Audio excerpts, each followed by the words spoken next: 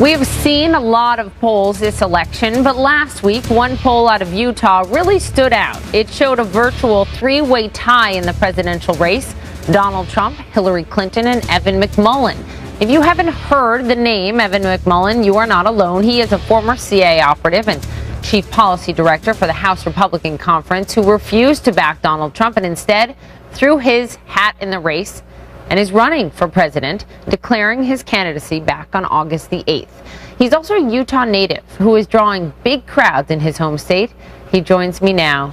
And over the past 48 hours, thank you for being here, Evan. Great to be with you, Poppy. Thanks for having me.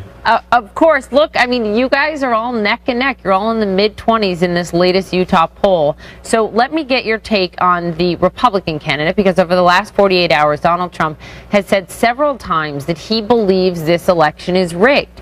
And you tweeted this in response. You tweeted, "Donald Trump is actively undermining our democracy by attacking its legitimacy, just as Putin does, and GOP leaders remain complicit." You're a former Republican. Are you saying you think the entire Republican Party and Republican leadership is attacking the legitimacy of this democracy? Well, no, not the entire leadership and not the entire party, but the party leaders are standing with Donald Trump, even as he attacks the legitimacy of our democracy. So they are complicit. It's just that they cannot escape responsibility for this if they're going to continue to back him. And I would go a step further. They cannot escape responsibility for this if they're not willing to stand up and say what they're for and to even actively oppose him. It's not enough for those who have condemned him or withdrawn their support of him. That's not enough. That's not leadership. They need to stand up and say what they're for and fight for that.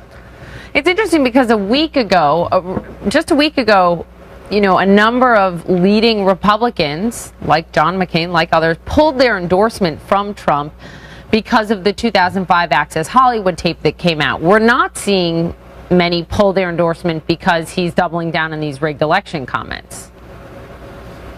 Yeah, that's right. It's just a total shock to me. I mean, as you mentioned, I'm a veteran of the Central Intelligence Agency, and it's very clear that Donald Trump is helping Vladimir Putin undermine our process, our democracy, just as he's done in Europe. And our intelligence services are saying even publicly that this is happening. Yet the Republicans are nowhere to be found in condemning this or pulling their support in general from Donald Trump. It's absolutely unacceptable. But this is just one of the many things that is unacceptable about the relationship that Donald Trump has with the GOP. Look, this country needs leaders who will stand up for the country and stand up for liberty and our democracy and for Americans.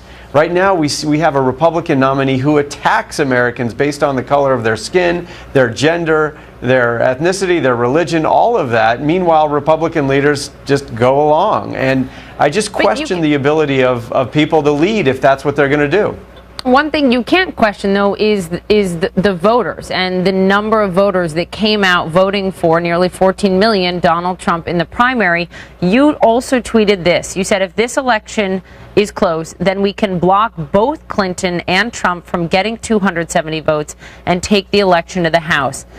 If that were to happen, it's a long shot, but if that were to happen, wouldn't you be concerned about most Americans, you know, not being willing to accept the legitimacy of that, their voices being heard? Is that the kind of election you want? Well, I wouldn't say that. Only 9% of Americans voted for Hillary Clinton or Donald Trump. Both of these candidates have historically high negative ratings. The American people are not happy with these two choices. If they were, this would be the last thing I'd be doing. That's the reality. And in fact, the process that you just laid out, which is not a strong possibility as long as Hillary Clinton is dominating Donald Trump by such a large margin. But if we were able to block them both, this is a process that is part of our democracy. It's laid out very clearly in the Constitution.